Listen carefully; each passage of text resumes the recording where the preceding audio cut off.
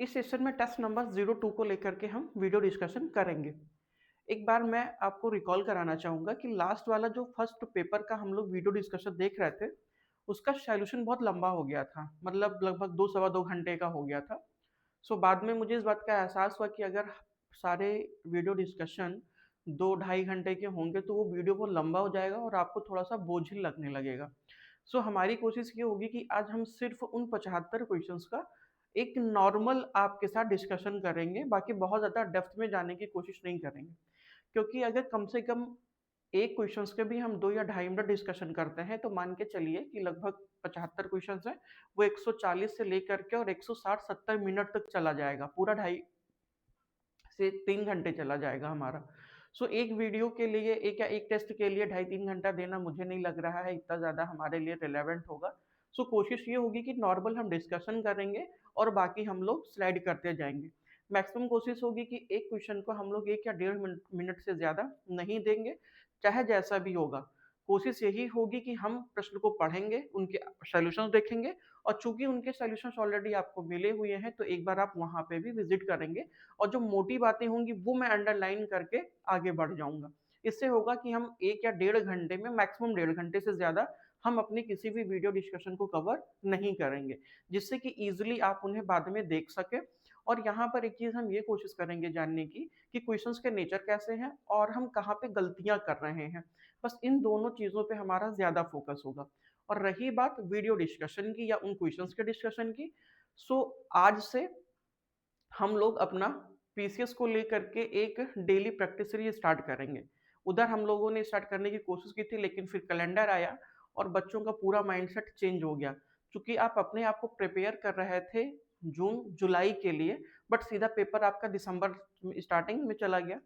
अब वो पूरा शेड्यूल आपका एक बार चेंज हो गया होगा कि अब हमें क्या करना है, कैसे करना है। जहाँ करंट अफेयर हम पिछले 6 महीने से पढ़ रहे थे, आई मीन जुलाई अगस्त से देख रहे थे, अब वो हमें जनवरी नवंबर और जनवरी या दिसंबर और जनवरी से देखना पड़ेगा। तो हमें अपनी जो स्ट्रेटजी है उसमें भी थोड़े बहुत चेंजिंग्स करने पड़ेंगे, मोर और लेस देन। आज से हम लोग स्टार्ट करेंगे, चूँकि जो आपका अगला टेस्ट है वो मॉडर्न हिस्ट्री का है। डेली हम लोग मॉडर्न हिस्ट्री के 15, 20, 25 क्वेश्चंस को देखेंगे और साथ ही में कुछ टॉपिक्स को भी कवर कर लेंगे जो फैक्चुअल होंगे और हमारे एग्जाम के पॉइंट ऑफ व्यू से रिलेवेंट भी होंगे और इम्पोर्टेंट भी होंगे। वहाँ पे ये होगा कि हमारे क्वेश्चंस तो भले ही 20-25 होंगे, लेकिन जब वो हम डेली डेली चलेंगे ना, तो एक लॉन्ग टर्म में वो आपके लिए ज़्यादा बेनिफिशियल होगा, क्योंकि डेली हम कुछ ना कुछ सॉल्यूशंस देखेंगे, डेली कुछ ना कुछ हम फैक्ट्स देखेंगे और वीकेंड में हम उन सारे क्वेश्चंस का एक बार रिवीजन कर लेंगे। वो चीज़ें थोड़ा-सा बेहतर होगा, बट यहाँ एक टेस्ट का 75 क्वेश्चन है और उनका अगर हम सॉल्यूशन इस तरीके से करेंगे तो मुझे नहीं लगा कि शायद बेहतर होगा आपके लिए। हम यहाँ बहुत डिस्कशन नहीं करेंगे। क्लियर है? देखते हैं हमारा पहला प्रश्न क्या है इस टेस्ट सीरीज का। ओवरऑल पहला जो टेस्ट हम लोगों ने कवर किया था वो टेस्ट हम लोगों का पॉलिटी का था और ये हम लोगों का एंशिएंट एंड मेडाइवल हिस्ट्री का पेपर है। इसके बाद जो आपका टेस्ट होने वाला है वो मॉडर्न हिस्ट्री का है। मेडाइवल हिस्ट्री और एंशिएंट ऑलरेडी लगभग आपका टेस्ट हो चुका है। मॉडर्न हिस्ट्री हम कंटिन्यू करेंगे और डेली आपका जो टेलीग्राम टेस्ट हो रहा है वो, और शाम को आधे घंटे 45 मिनट 1 घंटे जो भी होगा 20-25 क्वेश्चन वो हम प्रैक्टिस करेंगे। अधिकांश कोशिश होगी पीवाईक्यू प्लस हम ज़्यादा से ज़्यादा फोकस करेंगे रिवीजन पर। क्लियर है? देखते हैं पहला प्रश्न हमारा। पहला प्रश्न हमसे कह रहा है कि प्राचीन कालीन भाषा के संबंध में निम्नलिखित कथनों पर विचार करें। उत्तर भारत की अधिकांश भाषाएं द्रविड़ भाषा से निकली हैं। याद रखिए, ध्यान दीजिए, उत्तर भारत कह रहा है, उत्तर भारत की अधिकांश भाषाएं द्रविड़ भाषा से निकली है। द्रविड़ भाषा बोलने वाले लोग विंध्य के दक्षिण में रहते हैं। अब एक चीज समझिएगा, भारतीय आर्य भाषा बोलने वाले लोग विंध्य के उत्तर में रहते हैं। ठीक, ये तीनों स्टेटमेंट अगर आप देखेंगे तो कहीं ना कहीं एक दूसरे से कंट्राडिक्शन आपको नजर आएगा। भले ही आपको लग रहा हो कि इसके सारे विकल्प सही होंगे, लेकिन सारे कभी नहीं सही होंगे, क्योंकि अगर ढंग से थोड़ा सा आप देखते हैं, मान के चलिए ये पूरा का पूरा भारत है, ये विंध्य वाला सीरीज है, और सही तरीके से अगर आप देखेंगे तो दक्षिण भारत वाला जो पार्ट है, यहाँ की जो भाषा है ये द्रविड़ शैली से निकला हुआ है, आई मीन द्रविड़ भाषा है। और इसी के उत्तर की भाषा आप देखेंगे तो ये आर्यन भाषा है, यानी आर्य भाषा है। ओवरऑल हमसे पूछ क्या रहा है कि कौन सा कथन सही है। तो चूंकि उत्तर भारत की अधिकांश भाषा द्रविड़ भाषा से निकली है, नहीं, ये आर्य से निकली हुई है। तो पहला स्टेटमेंट हमारा गलत है। दूसरा और तीसरा सही है, इसलिए आपका बी वाला विकल्प सही हो जाएगा। क्लियर? आगे चलते हैं दूसरे प्रश्नों पे। हड़प्पाई स्थल और उनकी स्थितियां। एक चीज मैं आपको बताऊं यहीं पर, एंशियंट हिस्ट्री में कुछ क्वेश्चंस हैं जो कि उनके नेचर से आते हैं। जैसे मैं आपको एक चीज बता दूं, आप यहीं पे नोट कर लीजिएगा। अगर आप प्रागैतिहासिक काल या फिर अगर आप पाषाण काल देखते हैं, तो पाषाण काल के जो प्रश्न हैं ये इनके स्थल से ही पूछे जाते हैं, अधिकांश देखा गया है। मतलब कि कौन सा स्थल कहाँ पर स्थित है, जैसे दैमाबाद कहाँ है, नेवासा है, कायथा है, नौदा टोली कहाँ पर है, मैदाहा कहाँ पर है, ये वाले जो साइट्स हैं वो पूछे गए हैं। आपका गुफकराल कहाँ पर है, जहाँ से गर्तवास के साक्ष्य भी मिले हैं। मैदाहा कहाँ है, दमदमा कहाँ है, सराय नाहर राय कहाँ पर है। तो ये सारे साइट्स पूछे गए हैं किसको लेकर के, पाषाणकालीन स्थल को लेकर के। वहीं पर जब आप आते हैं हड़प्पा को लेकर के, तो हड़प्पा में तीन चीजें आपको जाननी है। पहला कि उनके जो स्थल हैं वो कहाँ पर हैं, खोज किसने किया है, दूसरा वो व्यक्ति का नाम क्या है, और साथ ही में सन कब खोजा गया है। यही तीन चीज ज्यादातर हड़प्पा से। एक चीज और, उन स्थलों की विशेषताएं क्या है, एक आध की विशेषताएं जो बहुत इंपॉर्टेंट है, वो जिसके लिए जाना जाता है बस। तो आप स्थल याद रखिए किस राज्य में है, खोज किसने किया था, कब किया था, और पर्टिकुलर हर उस एक साइट की एक कोई इंपॉर्टेंट चीज, बस इतना। जैसे आप हड़प्पा पढ़ते हैं या आप मोहनजोदारो पढ़ते हैं, तो हड़प्पा और मोहनजोदाड़ो की जो बेसिक चीज है बस वो आप जानिए। बाकी मिले तो बहुत सारी चीजें हैं, लेकिन जिसके लिए वो स्पेशल जाना जाता है वो आप ध्यान दीजिएगा। फिर आप आते हैं वैदिक में। वैदिक से लेकर के और उत्तर वैदिक तक अधिकांश यहाँ पर देखा गया है कि इनके टर्मिनोलॉजी यानी शब्दावलियां ज्यादातर पूछी गई हैं कि कौन सा शब्द के लिए क्या उनका अर्थ था। जैसे नदियों के लिए अर्थ पूछा गया है, देवताओं के लिए अर्थ पूछा गया है, वहां के जो सामाजिक अर्थव्यवस्था रही है उसके लिए शब्द पूछे गए हैं, आर्थिक व्यवस्था है उसके लिए शब्द पूछे गए हैं, अगर टैक्स प्रणाली थी तो उसके लिए जो एक टर्मिनोलॉजी थी वो पूछा गया है। तो ज्यादातर ये पूछा गया है। और साथ ही में जो वैदिक साहित्य हैं, इन वैदिक साहित्य से भी प्रश्न पूछे गए, जैसे ऋग्वेद, अथर्ववेद, श्यामवेद, इनके अरण्य ग्रंथ कैसे हैं, इनके उपनिषद कैसे हैं, उनका मैचिंग कराने के लिए पूछा गया। तो ये दो चीजें याद रखिएगा यहां से। इसके बाद में फिर आप आते हैं 16 महाजनपद। तो 16 महाजनपदों में सिर्फ एक चीज, उनकी राजधानी क्या है और वो कहां पर है, ये दो चीज ध्यान रखिएगा। फिर बौद्ध और जैन से अधिकांश टाइम पे देखा गया है कि उनकी संगीतियां पूछी जाती हैं, या तो जो उनका फिलॉसफी है, दर्शन वाला चीजें हैं, वो आपसे जानने की कोशिश की गई है। सेम एज जैसे आप आगे बढ़ते हैं, मैं लिखूंगा तो टाइम लग जाएगा। अगर आप मौर्य में आते हैं, तो मौर्यों की जो प्रशासनिक शब्दावलियां हैं उस पर प्रश्न बहुत पूछे गए हैं। अशोक के अभिलेखों से प्रश्न पूछे गए हैं जो फैक्चुअल है। सेम एज ऐसे ही मैं नेक्स्ट वीडियो में आपके साथ साझा करूंगा कि किसमें क्या पढ़ना है। ये इस पे ज्यादा फोकस करना है, पढ़ना तो बाकी, बट इस पे आपको ज्यादा फोकस करना है। सेम वही चीज यहाँ पे भी, जो प्रश्न नंबर 2 है, ये आपसे उनका स्थल पूछा गया है कि कौन कहां पर है, बस आपको ये बताना है। राखीगढ़ी, मेहरगढ़, कालीबंगा और चुनहुदड़ो। तो हमें ये बताना है कि कौन सा कहां पर है। आपको पता है कि राखीगढ़ी कहां पर है, राखीगढ़ी हरियाणा में है। अब आपको अगर मान लीजिए कोई एक ही पता हो, मान लीजिए राखीगढ़ी पता हो, मेहरगढ़ पता हो, बलूचिस्तान कह रहा हूँ, चुनहुदड़ो पता हो, कालीबंगा पता हो, कुछ एक पता हो, नहीं तो कालीबंगा तो पता ही होगा क्योंकि यहाँ से चूड़ियों के साक्ष्य मिले हैं। तो हम ये मानते हैं कि मान लीजिए कालीबंगा आपको पता है, चुनहुदड़ो कुछ भी एक पता है, तो हमें कालीबंगा कहां पर है, राजस्थान में, कुछ एक पता हो तो सी का दूसरा हम देखेंगे क्या कहीं पे सी का दूसरा है, तो ये यहां पर सी का दूसरा है, तो सिर्फ एक ही जगह पे है, तो आप तुरंत इसे सिलेक्ट कर लेंगे कि इसका उत्तर ये होगा। राखीगढ़ी मान लीजिए हमें नहीं पता, राखीगढ़ी हरियाणा में है, तो अगर राखीगढ़ी हरियाणा में पता है तो आपको चीज पता होगा कि यहाँ 4 है, यहाँ 4 है, बट यहाँ से अब आपका काम नहीं चलेगा, अब आपको कोई एक चीज जानना ही होगा। मेहरगढ़, अगर आप मेहरगढ़ की बातें करेंगे तो मेहरगढ़ कहाँ से मिला है, तो मेहरगढ़ के जो साक्षी मेहरगढ़ है वो बलूचिस्तान वाले रीजन से है। तो अगर कोई एक और भी पता होगा तो आपका काम चल जाएगा। यहाँ पर मैं एक छोटी छोटी बातें आपको रिकॉल कराना चाहूंगा।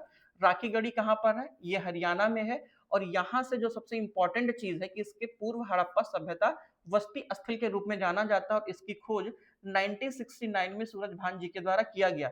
वहीं पर अगर मेहरगढ़, ये पाकिस्तान के बलूचिस्तान प्रांत में है, यहाँ से कृषि एवं पशुपालन के प्राचीनतम साक्ष्य मिले हैं। मतलब मेहरगढ़ से आपके कृषि और पशुपालन के साक्ष्य मिले हैं। वहीं पर अगर आप धान की खेती के साक्ष्य देखेंगे तो प्रेजेंट टाइम का लहुरा देवा है, यूपी का संत कबीर नगर का जो लहुरा देवा है, ये माना जाता है कि वहां से प्राचीनतम साक्ष्य ध्यान के मिले हैं, जो कि पहले 7वीं मतलब एक मान के चलिए कि 700,000 के आसपास था, वो 9,000 के आसपास की चीजें देखी जाती हैं। कालीबंगा ये राजस्थान में है, गंगनगर जिले में स्थित है। ये प्राक हड़प्पा पुरास्थल की खोज एक घोष ने किया था, कब? 1935 में। वहीं पर अगर मैं कौन सा चुनहुदड़ो की बात करूं, तो चुनहुदड़ो की खोज किसने की थी? मैके जी ने किया था। ये कब किया था? ये इन्होंने किया है 1935 में। तो मैके जी ने 1935 में इसकी खोज की थी। यह सिंध प्रांत में स्थित है और सबसे खास बात है कि यहाँ से झूका संस्कृति के अवशेष मिले हैं। अगले प्रश्नों पे, मोहनजोदड़ो तथा हड़प्पा अब विलुप्त हो गए हैं, बिल्कुल सही है। वह खुदाई के दौरान प्रकट हुए हैं, ये भी सही है। लेकिन क्या यह व्याख्या करता है? तो नहीं, ये व्याख्या नहीं करता है, इसलिए आपका वी वाला विकल्प सही हो जाएगा, क्योंकि ए और आर दोनों सही हैं। क्लियर है? एक चीज यहाँ पे मैं आपको रिकॉल करा दूं कि हड़प्पा की जो खोज किया है वो किसने, जो उत्खनन किया, खुदाई किया है, वो दयाराम साहनी जी के नेतृत्व में 1921 में। और साथ ही में अगर मैं मोहनजोदड़ो की बात करूं तो 1922-23 में राखालदास बनर्जी के नेतृत्व में हुआ था। ठीक। प्रश्न संख्या 4 पे, हड़प्पा सभ्यता में प्रचलित परिधानों के संबंध में निम्नलिखित कथनों पर विचार करें। स्त्रियां छोटे घाघरा पहनती थी और कमरबंद से वह कसा होता था, बिल्कुल सही है। वस्त्र सूती और ऊनी दोनों तरह के पहने जाते थे, ये भी ठीक है। आभूषणों का प्रयोग केवल महिलाएं करती थी, नहीं, आभूषणों का प्रयोग महिलाएं और पुरुष दोनों करते थे, इसलिए आपका तीसरा वाला विकल्प गलत होगा। ये तीसरा वाला स्टेटमेंट गलत है। हमसे पूछ रहे हैं सही, तो ये आपका गलत है, ये आपका गलत है, ये आपका गलत है। केवल 1 और 2 आपका सही हो जाएगा। क्लियर? आगे देखते हैं। देखिए, यहाँ पे हमारी पूरी कोशिश होगी कि जो चीजें आपके लिए रिलेवेंट इंपॉर्टेंट है, हम उस पर जरूर चर्चा करेंगे, बाकी हम लोग आगे बढ़ेंगे। ठीक है। हड़प्पाई नगरीय योजना का सबसे महत्वपूर्ण स्थल विशाल स्नानागार है। इसके संबंध में निम्नलिखित में से कौन सा कथन सही नहीं है? इस पे आपकी नजर हमेशा होना चाहिए, क्या है, क्या नहीं है, क्या पूछा गया है। क्योंकि कई बार होता है कि हम हड़बड़ी में गड़बड़ी कर देते हैं, हमें लगा कि यही प्रश्न आया और हम ये नहीं देखे कि उसमें से कौन सा है, कौन सा नहीं है। क्लियर? या मोहनजोदड़ो और धौलावीरा में स्थित है। जो आपका हड़प्पाई नगरीय योजना है, जहां से हमें विशाल स्नानागार मिले हैं, तो क्या ये मोहनजोदड़ो धौलावीरा में स्थित है? आपको तुरंत लगेगा अच्छा विशाल स्नानागार ये किसकी विशेषता है? मोहनजोदड़ो की। लेकिन धौलावीरा की मित्र नहीं है, तो आपको लगेगा यार मोहनजोदड़ो आपने पढ़ा और धौलावीरा आपने नहीं पढ़ा, इसलिए आप इसको लेके कंफर्म इंश्योर हो जाते हैं और बाकी जो सही थे वो आप गलत कर देते हैं। तो पहला ही स्टेटमेंट आपका गलत है, इसलिए यही स्टेटमेंट आपका सही होगा, पूछा गया है नहीं। वहीं पर अगर मैं बात करता हूं तो ये ईंटों की स्थापत्य यूं सुंदर उदाहरण है। स्नानागार जल की आपूर्ति कुएं के माध्यम से की जाती थी, ये भी ठीक है। और विशाल स्नानागार धर्म अनुष्ठान संबंधी स्नानों के लिए बना हुआ था।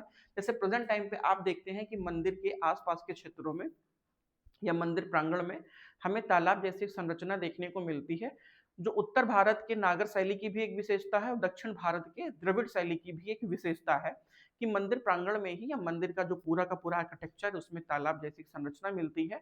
वो धार्मिक अनुष्ठानों के लिए भी किया जाता था और धार्मिक अनुष्ठानों में स्नान के लिए भी किया जाता था, जिससे कि एक जल आपूर्ति का स्रोत बना रहे। ठीक है। अगले प्रश्नों पे हम लोग चलते हैं। अगला प्रश्न, ऋग वैदिक जीवन के संबंध में निम्नलिखित कथनों पर विचार करें। इस काल में युद्ध मवेशियों एवं भूमि दोनों के लिए होते थे, तो बिल्कुल सही है। क्योंकि अगर आप ऋग वैदिक काल देखेंगे तो ऋग वैदिक काल में कैसा पशुपालन और कबीलाई सभ्यता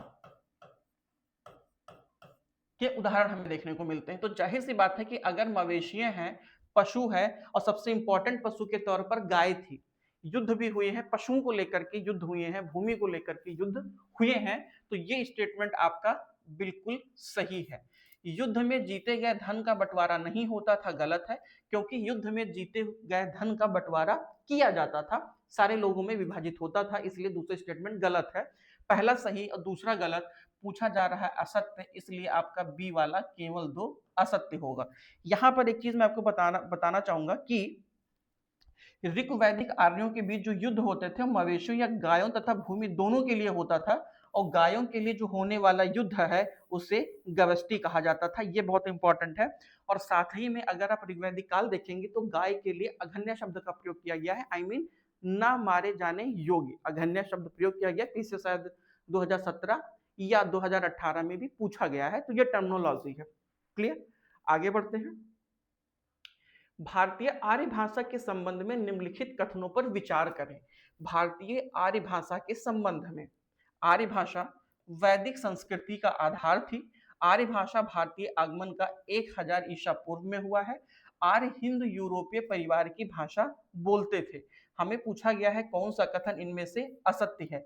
क्या केवल एक असत्य है, केवल 2 असत्य है, या फिर 1, 2 और 3 कितने असत्य हैं, हमें यहाँ पर ये बताना है। तो देखिएगा, पहला स्टेटमेंट तो आपका सही है, क्योंकि जो आर्य हैं इनकी वैदिक संस्कृतियों की भाषा का ये आधार रहा है।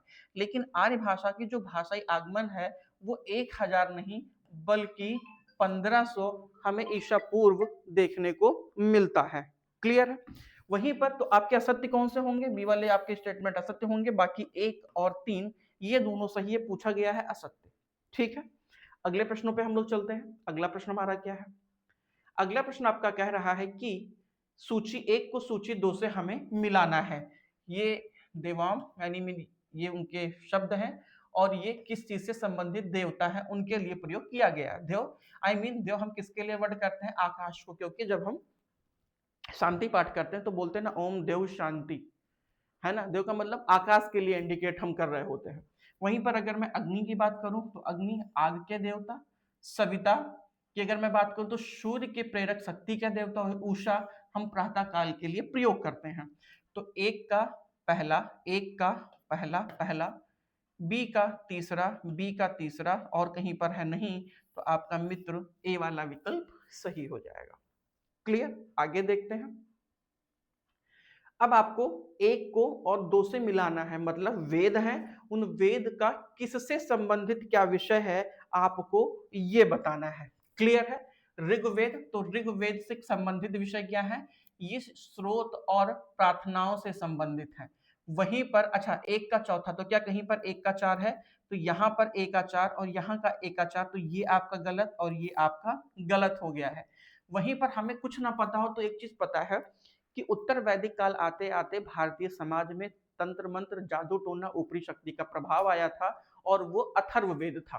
तो अथर्ववेद कहाँ पर है, यहाँ पर है। कहीं तंत्र मंत्र वशीकरण है, तो ये है तंत्र मंत्र वशीकरण, तो डी का दूसरा हो जाएगा। क्या कहीं पर डी का दूसरा है, यहाँ पर है, इसलिए ये वाला विकल्प आपका सही होगा। वहीं पर अगर मैं सामवेद की बात करूं तो आपको पता है कि जो साहित्य संगीत है उस संगीत का स्रोत हमारा सामवेद है, और स्रोत एवं कर्मकांड से संबंधित आपका ऋग्वेद है। अब यहीं पर एक चीज आप और नोट कर लीजिएगा कि ये जो व्यक्ति हैं, इन व्यक्तियों को जो पूजा पाठ कर्मकांड कराते थे उनके लिए क्या शब्द प्रयोग किया गया है। दूसरा, इनके जो उपनिषद हैं वो कौन कौन से हैं, और इनके ब्राह्मण ग्रंथों का नाम क्या है। उपनिषद नहीं, ब्राह्मण ग्रंथ तो जरूर देखिएगा कि ऋग्वेद के ब्राह्मण ग्रंथ, यजुर्वेद के ब्राह्मण ग्रंथ, सामवेद के ब्राह्मण ग्रंथ और अथर्ववेद के जो ब्राह्मण ग्रंथ हैं वो कौन से हैं। या फिर जब हम शाम को आपकी क्लास लेंगे तो वहां पे जरूर मैं इसके बारे में आपको ब्रीफ करूंगा। ठीक है, तो उत्तर मैंने आपको बता दिया है। अगले प्रश्नों पे, उत्तर वैदिक काल की धार्मिक स्थिति के संबंध में निम्नलिखित कथनों पर विचार करें। उत्तर वैदिक काल हमसे कह रहे हैं, बताना क्या है, कौन सा कथन आपका सत्य है। राजसी यज्ञ पुत्र प्राप्ति के लिए किया जाता था, ठीक है। अश्वमेध यज्ञ राज्य विस्तार के लिए किया जाता था, ठीक है। वाजपेयी यज्ञ दिव्य शक्ति के लिए किया जाता था। हमें बताना है कौन सा कथन इसमें से सही है। तो मित्र, राजसी यज्ञ पुत्र प्राप्ति के लिए किया जाता था नहीं, ये स्टेटमेंट आपका गलत है। अश्वमेध यज्ञ राज्य विस्तार के लिए किया जाता था, बिल्कुल, तो अश्वमेध यज्ञ राज्य के विस्तार के लिए किया जाता था।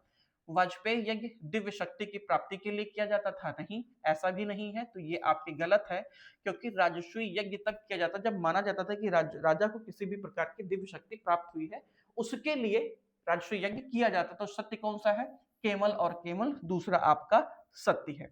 थोड़ा सा हम इसकी व्याख्या जरूर एक बार आपके साथ शेयर करेंगे। अश्वमेध यज्ञ मैंने बता दिया है। राजसूय यज्ञ तब किया जाता था जिससे यह समझा जाता था कि उसे दिव्य शक्ति मिल गई है। वहीं पर वाजपेयी यज्ञ या फिर रथ दौड़ का आयोजन भी करता था, जो शौर्य प्रदर्शन एवं प्रजा के मनोरंजन के लिए किया जाता था। इसलिए आपका केवल दूसरा वाला स्टेटमेंट सही है, पहला और तीसरा स्टेटमेंट आपके गलत है। ठीक है, अगले प्रश्नों पे हम लोग चलते हैं। अगला प्रश्न हमारा कह रहा है कि आपको मैच करना है कि कौन सा युग्म सुमेलित नहीं है। संघ, ग्रह त्याग करने वालों का संगठन, बिहार, भिक्षुओं के निवास गृह, आस्तेय, अहिंसा का पालन नहीं। आस्तेय तो होता कि चोरी ना करना, तो आपका यही वाला सही नहीं है। बाकी वानप्रस्थ या फिर वनगमन बाकी चीजें ठीक है। एक चीज और यहाँ पे मैं आपको बता दूं कि जैन धर्म के जो अन्य महाव्रत हैं, क्योंकि ये जैनियों का एक अन्य महाव्रत है जिसमें आस्ते, अहिंसा, सत्यवचन, ब्रह्मचर्य और अपरिग्रह शामिल है। ठीक है, आगे बढ़ते हैं प्रश्न संख्या 12 पे। कथन है आपका, महावीर एवं उनके अनुयायियों के शिक्षाओं को साधारण जन आसानी से समझ सकते थे। महावीर स्वामी और उनके अनुयायियों की जो शिक्षाओं की जनसाधारण भाषा थी वो इजीली समझते थे, बिल्कुल ठीक है। महावीर तथा उनके अनुयायियों ने अपनी शिक्षा प्रकृति भाषा में दी, ये भी ठीक है। पहला और दूसरा दोनों सही है, और आर ए की व्याख्या या पुष्टि भी करता है। ऐसा क्यों है? क्योंकि मित्र, हम हैं और आप हैं। मान के चलिए कि अगर मैं अभी यहाँ पे तमिल बोलना शुरू करूं, उड़िया बोलना शुरू करूं, बंगाली बोलना शुरू करूं, तो आपको भाषा समझ में ही नहीं आएगी और ये क्लास आपके लिए रिलेवेंट नहीं होगा। आप में और हमारे में किसी भी प्रकार का कोई कोऑर्डिनेशन नहीं हो पाएगा। क्यों? क्योंकि ना आप मेरी भाषा समझ पा रहे हो, ना मैं आपकी भाषा समझ पाऊंगा। ऐसी परिस्थितियों में होगा क्या कि हम अपने रास्ते और आप अपने रास्ते होंगे, तो मेरी बात कोई सुनेगा ही नहीं। क्यों? क्योंकि जब भाषा ही नहीं समझ में आएगी तो आप सुनेंगे कैसे? क्योंकि कहा जाता है कि भाषा एक प्रकार की माध्यम है जो हम अपनी चीजों को आप तक ट्रांसफर करते हैं, मतलब वाद विवाद का संपर्क स्थापित करने का एक माध्यम है भाषा, जिससे कि हम एक अपनी चीजों को सामने वाले तक पहुंचा सकते हैं। यही रीजन है कि बौद्ध और जैन इन दोनों की जो भाषा रही है वो जनसाधारण रही है। इसीलिए लोगों का झुकाव इनकी तरफ ज्यादा हुआ, क्योंकि चीजें समझते थे आसानी से। हम वो चीज समझ जा रहे हैं जो चीज आप भी समझ रहे हैं। यही रीजन था कि ये उनके भाषा, उनके जन भाषा में बातें करते थे, जिससे कि उनके अनुयायियों को ज्यादा सहूलियत मिली। क्लियर? इनकी भाषा क्या रही है? तो इनकी जो भाषा रही है वो प्रकृति रही है, ये बात आप जानिएगा। और इनकी जो प्रकृति वाली एक भाषा रही, जैसे मगध में बोली जानी जो प्रकृत भाषा वो मगधी कहलाती, लेकिन भाषा इनकी प्रकृति थी। आगे देखते हैं। निम्नलिखित कथनों पर विचार करें। बुद्ध में देवत्वरोपण, बोधिसत्व के पथ पर चलना, मूर्ति उपासना तथा अनुष्ठान उपयुक्त में से। भाई साहब ये हो क्या रहा है? क्योंकि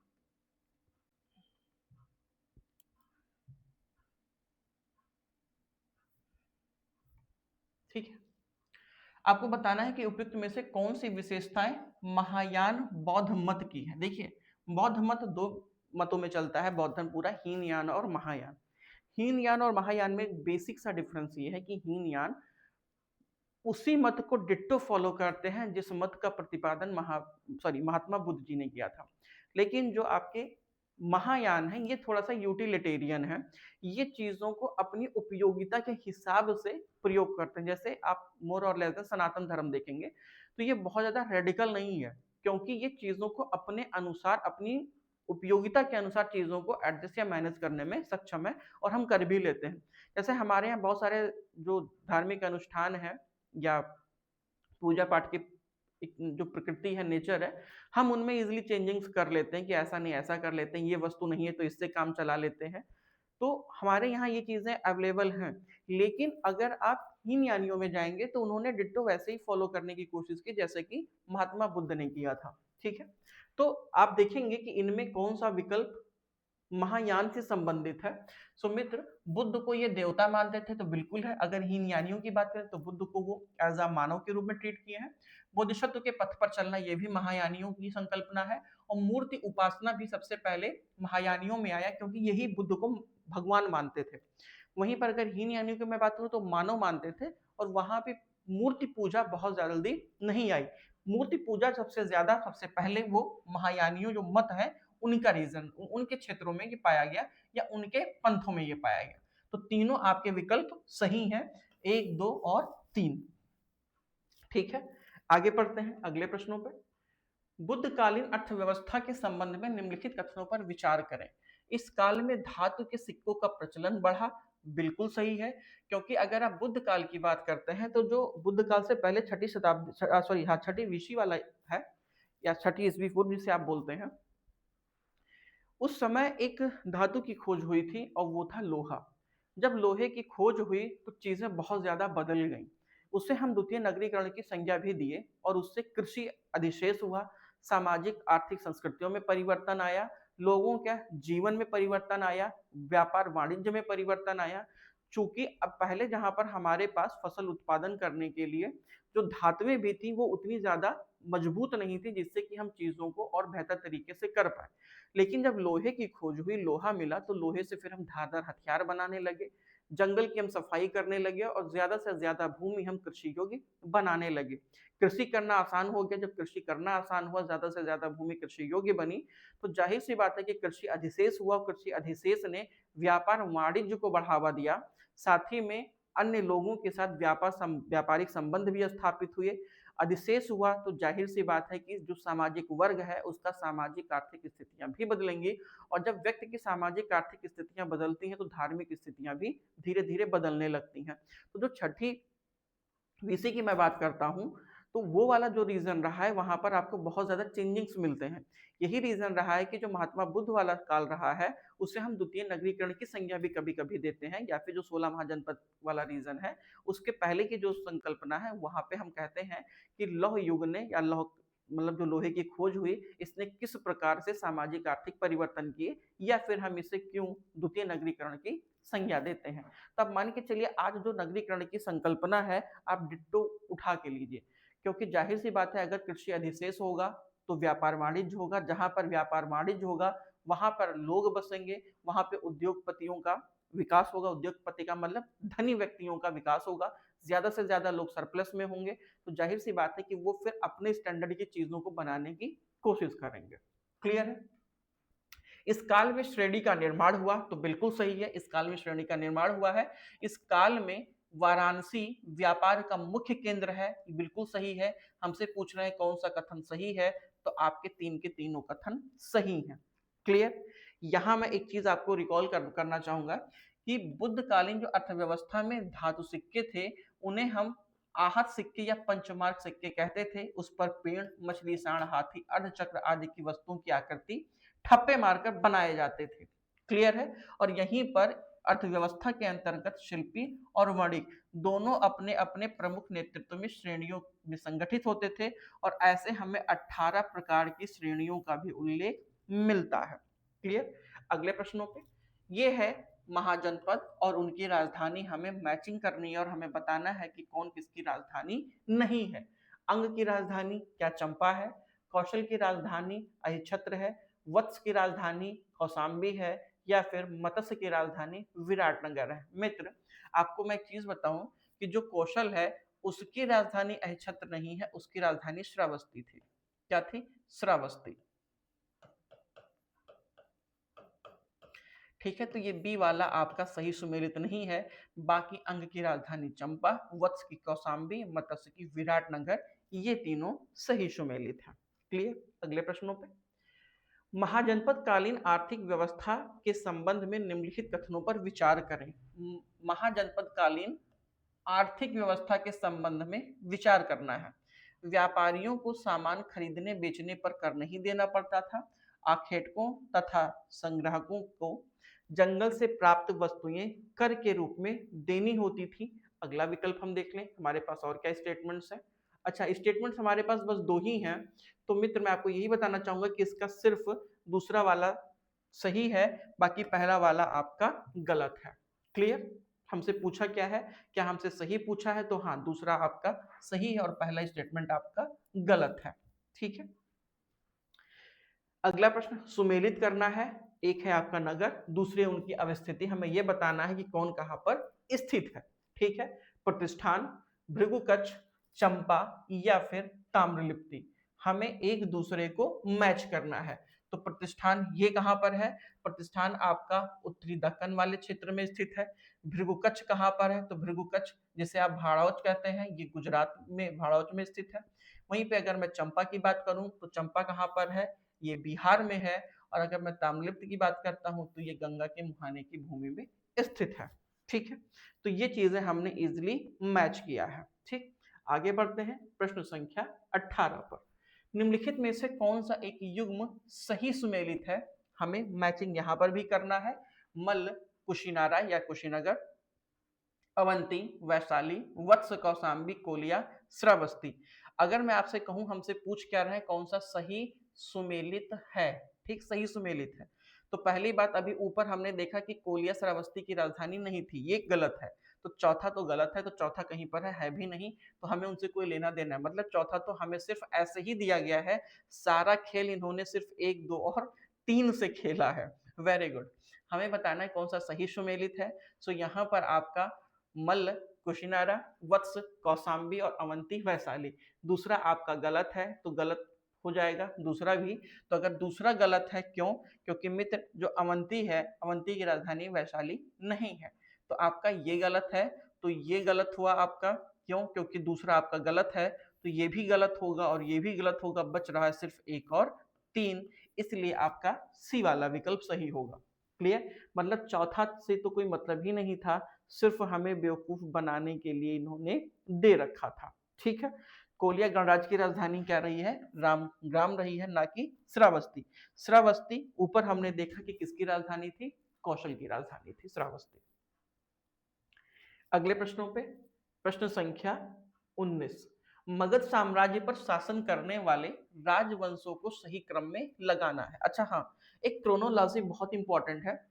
चाहे ये शासकों का क्रम क्रोनोलॉजी पूछ लें, वंश का क्रोनोलॉजी पूछ लें, या हो सकता है कि जो जैनियों के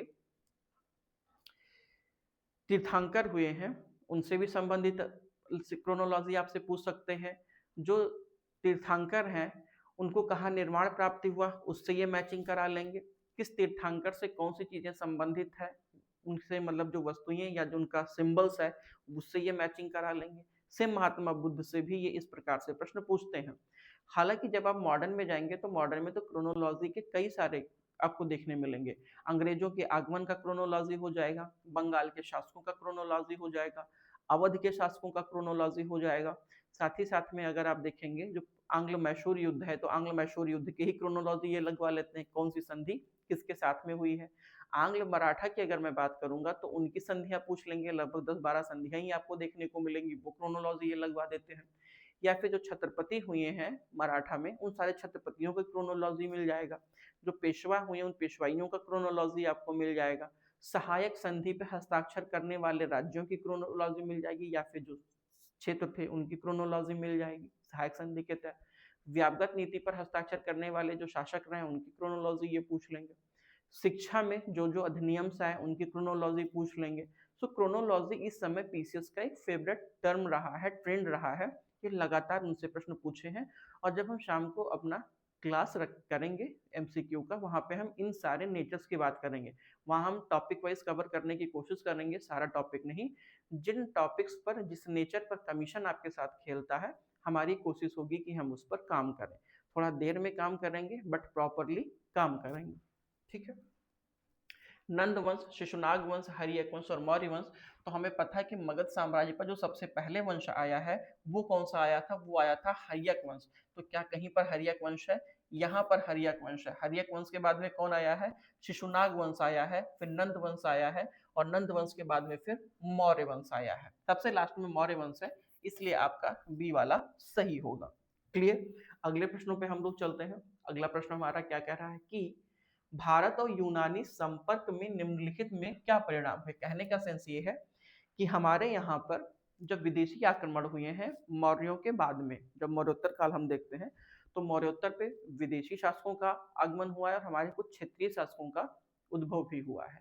तो जो विदेशी शासकों के आने का क्रम है, हिंद, यूनानी, शक, पहलव और कुषाण, ये जो शासक आए हैं, उन शासकों में सबसे पहले जो विदेशी हमारे यहाँ पर आए वो हिंद यूनानी आए हैं। और हिंद यूनानियों के आगमन से हमारी संस्कृति और सभ्यता जब उनके साथ मिली तो क्या नया परिवर्तन हुआ, क्या नवीन चीजें हमने अपनाई, वो ये हमसे जानना चाहते हैं।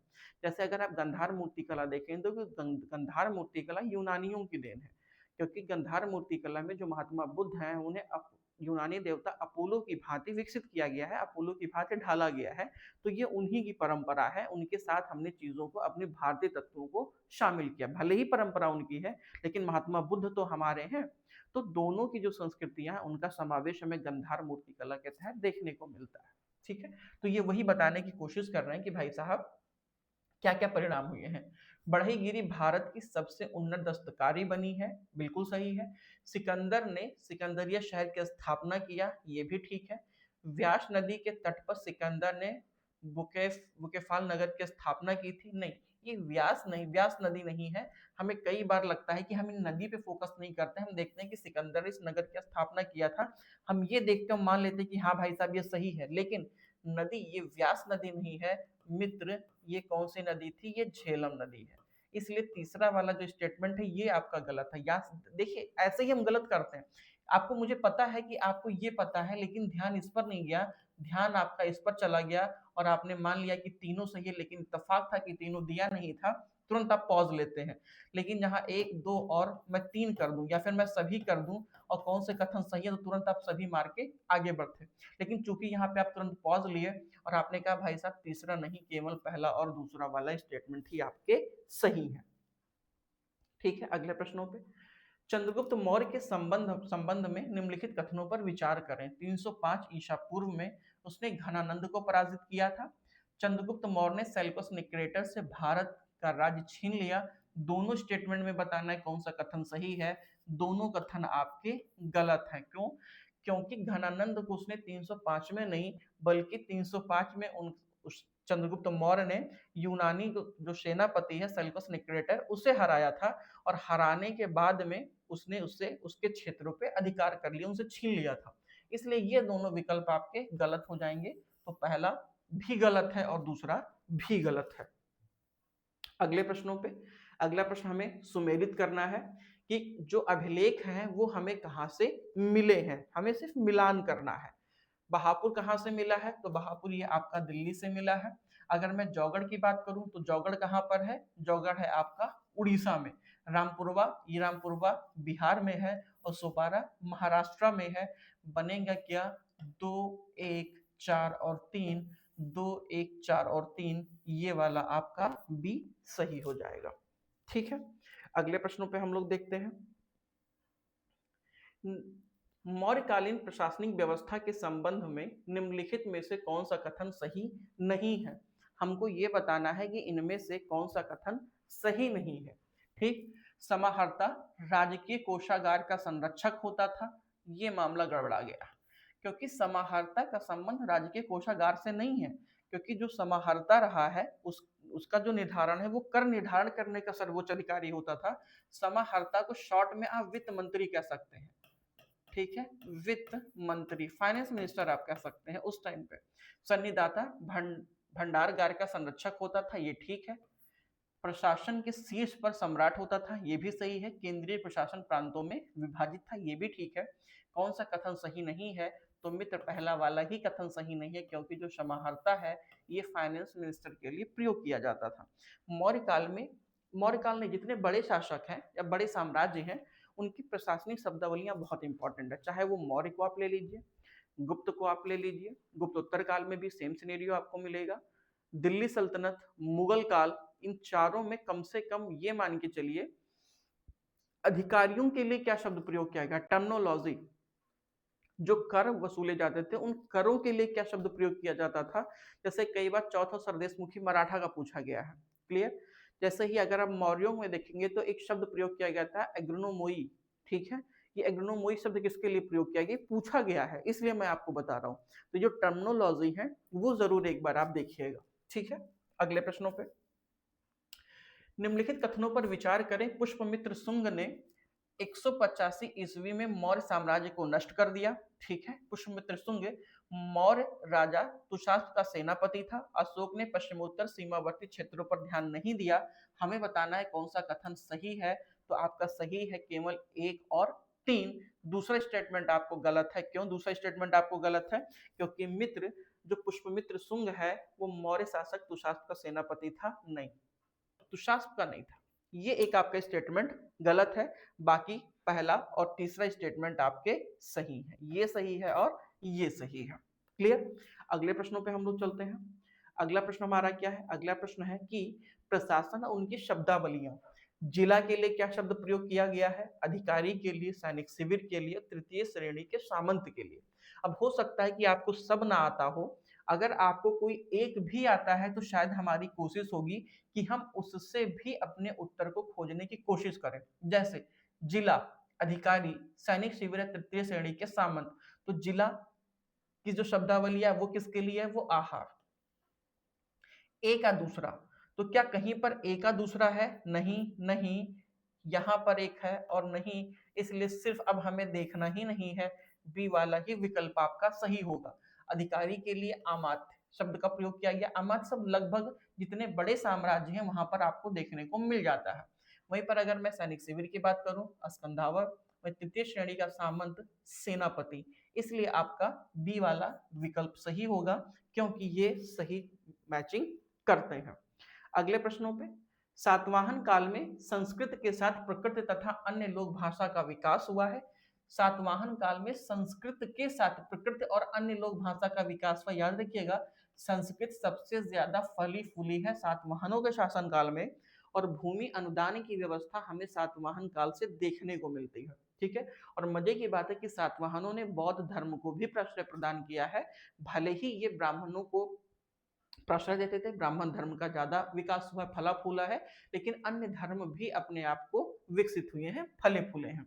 सातवाहन राजाओं ने साहित्य रचना के लिए संस्कृत तथा अन्य लोक भाषा को अपनाया, बिल्कुल सही है। अगर आप हाल शासक देखेंगे तो हाल ने संस्कृत भाषा में ही गाथा सप्तशती लिखा है, तो ये बात भी हमें ध्यान रखना चाहिए। तो दोनों सही है और आर ए की पुष्टि भी करता है। क्लियर है? अगले प्रश्नों पे हम लोग चलते हैं। प्रश्न संख्या 27, निम्नलिखित में से कौन सा युग्म सुमेलित नहीं है? कौन सा एक युग्म सुमेलित नहीं है, हमें ये बताना है। काबुल अफगानिस्तान, ख्वारिज्म बुखारा, समरकंद कपिसा, ये गलत गड़बड़ हो गया। समरकंद कपिसा ये सही सुमेलित नहीं है।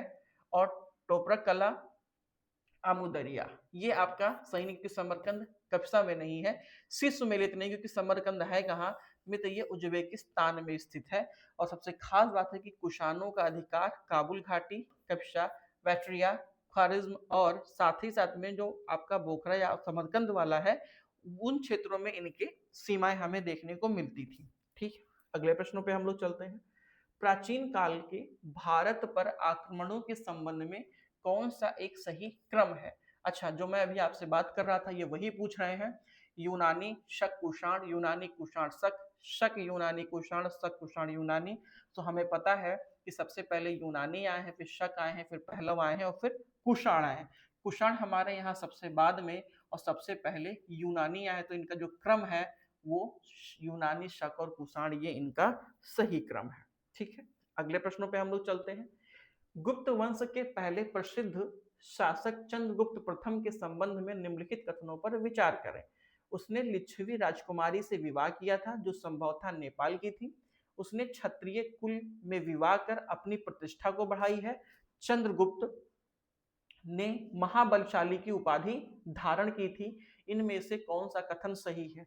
मित्र, अगर आप थोड़ा सा ढंग से देखेंगे तो सबसे पहले कि हमें तीसरा स्टेटमेंट में ही डाउट है कि चंद्रगुप्त प्रथम ने महाबलशाली की तो उपाधि धारण नहीं की थी। बाकी का तो हमें नहीं पता, बट हाँ हमें सिर्फ इतना पता है कि इस भाई साहब ने महाबलशाली की उपाधि धारण नहीं किया था। ठीक है, तो अगर हम अभी यहाँ से इलिमिनेट करें और इलिमिनेट करके हम ये कोशिश करें कि हमारा अगर तीसरा स्टेटमेंट गलत है तो तीसरा गलत होगा, तो ये गलत होगा, ये गलत होगा, और यहाँ पर केवल एक है नहीं। अब हमारे पास बच रहा है एक और दो, तो यहाँ पर आपका दूसरा भी स्टेटमेंट सही होगा और पहला। तो आपके बी वाला विकल्प सही होगा, क्योंकि चंद्रगुप्त प्रथम ने महाराज अधिराज की उपाधि धारण की थी, न कि महाबलशाली की उपाधि धारण की थी। गुप्त काल के जो शासक हैं उन्होंने बहुत जबरदस्त जबरदस्त टाइटल को होल्ड किए हैं, वो जरूर एक बार आप देखिएगा।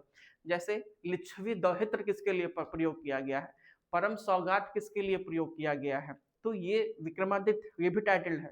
आप कोशिश करिएगा इनके टाइटल को एक बार ध्यान रखिएगा, एक कमेंट करिएगा कि कितने शासकों ने विक्रमादित्य के टाइटल को होल्ड किया है, और अंतिम वह कौन सा शासक है जिसने विक्रमादित्य की टाइटल को होल्ड किया है, ये एक बार आप कमेंट करिएगा। अंतिम शासक कौन है जिसने विक्रमादित्य की उपाधि धारण की थी, कमेंट करिएगा। क्लियर? सो मैंने बता दिया, वी वाला विकल्प आपका सही होगा।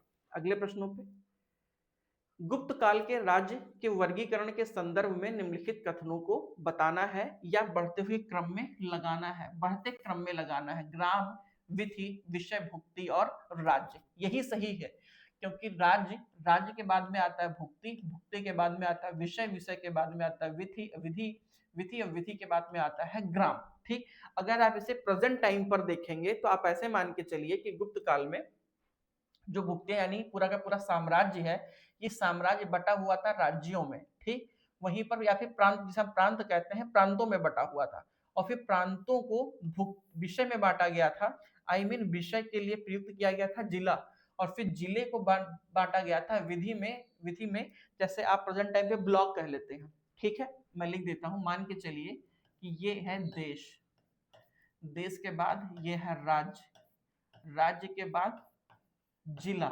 और जिले के बाद आप मान के चलिए ब्लॉक, और ब्लॉक के बाद फिर आप कह दीजिए ग्राम। तो यही जो देश है ये राज्य है।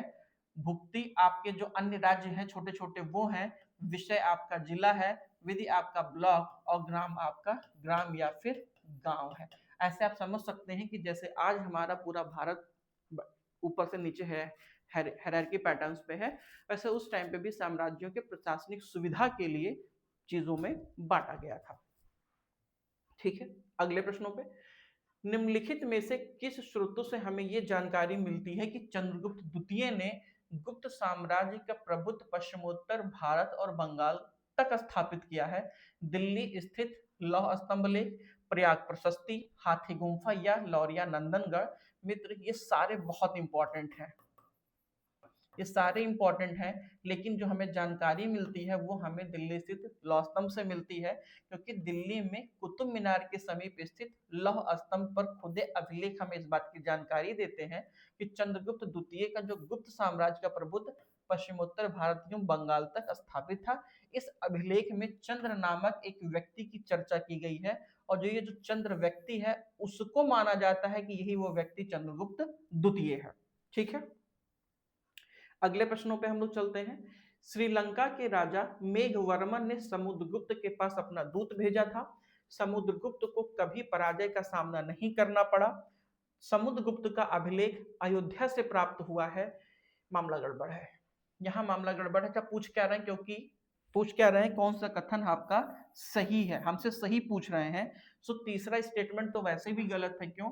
क्योंकि ये जो अयोध्या अभिलेख है ये धनदेव का है, और इस अयोध्या अभिलेख में सबसे पहले अश्वमेध यज्ञ की जानकारी मिलती है। ठीक है, तो ये स्टेटमेंट आपका गलत है, क्योंकि जो अयोध्या अभिलेख है ये समुद्रगुप्त का नहीं, ये धनदेव का है। क्लियर? तो तीसरा तो गलत हो गया, तो तीसरा गलत है, ये है, केवल दो नहीं, क्योंकि पहला और दूसरा आपका सही है। वैसे समुद्रगुप्त की जो टाइटल है, अभी मैंने आपसे कहा था ना, अच्छा आप कमेंट करिएगा कि लिच्छवी दौहित्र के टाइटल को किसने होल्ड किया है। ठीक है, आगे बढ़ते हैं अगले प्रश्नों पे। निम्नलिखित में से कौन युग्म सुमेलित नहीं है? पुस्तक और रचनाकार, मृच्छकटिकम ये शूद्रक की रचना है, ठीक है। अभिज्ञान शाकुंतलम ये कालिदास की रचना है, ठीक है। अष्टाध्यायी पतंजलि की है, नहीं भाई साहब, अष्टाध्यायी पतंजलि की नहीं है, अष्टाध्यायी पाणिनि की है। अष्टाध्यायी किसकी है? पाणिनि की है। ठीक। और अमर कोश अमर सिंह की रचना है, ठीक है। एक चीज यहाँ पे बहुत इंपॉर्टेंट है कि पतंजलि ने शुंग शासन के दौरान अष्टाध्यायी पर एक टीका महाभाष्य लिखा है, और ये गुप्त काल में पाणिनि और पतंजलि के ग्रंथों पर के आधार पर संस्कृत व्याकरण का भी विकास हुआ था। ठीक है, आगे बढ़ते हैं। गुप्त वंश के पतन से लेकर आरंभिक 7वीं शताब्दी में हर्ष के उत्थान तक उत्तर भारत में निम्नलिखित में से किन राज्यों का शासन रहा है? ठीक है, मगध में गुप्त का शासन बिल्कुल रहा है, मालवा के परमार वंश ये भी रहे हैं, थानेश्वर के पुष्पभूति क्या ये भी रहे हैं, कन्नौज के मौखरी क्या ये भी रहे हैं, देवगिरी के यादव क्या ये भी रहे हैं, और बल्लभी के मैत्रक क्या ये भी रहे हैं? कब से कब तक? तो हमसे ये पूछ रहे हैं कि गुप्त के पतन से लेकर आरंभिक 7वीं शताब्दी में हर्ष तक, मतलब गुप्त के पतन के बाद और हर्ष के उत्थान तक जो उत्तर भारत है उनमें कौन कौन से वंशों ने शासन किया है, कौन कौन से वंश उस टाइप पे थे? तो मित्र, मालवा के परमार उस टाइम पे नहीं, और यादव ये दो तो नहीं थे, 2 और 5 तो नहीं थे, तो कौन था? मगध के गुप्त थे, थानेश्वर के पुष्पभूति थे, कन्नौज के मौखरी और बल्लभी के मैत्रक। तो 1, 3, 4 और 6 बी वाला विकल्प आपका सही होगा। क्लियर?